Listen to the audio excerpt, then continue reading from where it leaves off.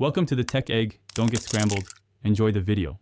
You'll first ensure you have Python 3.8+ and an isolated virtual environment that prevents package conflicts.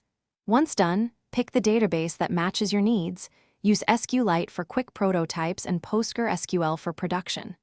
Next, install the appropriate driver or SQL Alchemy. This gives Python the how to talk to the database. Make sure to create a dedicated database user and password now so you can test connections immediately and avoid later permission headaches. Now you'll create a connection string and wire it into your app. Put credentials in environment variables, not in source control. Once that's set, instantiate an engine with SQL Alchemy or open a DB API connection. This central object manages connections and pooling. Then define your schema as ORM models or prepare SQL statements. ORM speeds development and raw SQL gives control.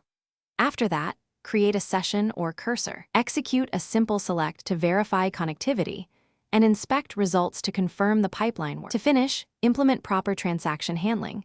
Commit after successful writes and roll back on errors. Always close sessions or connections in finally blocks or with context managers.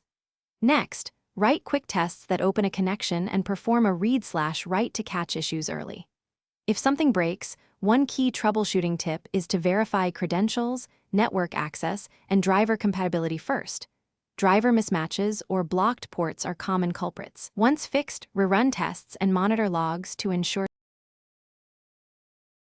Thanks for watching. Consider subscribing if I helped unscramble your problems.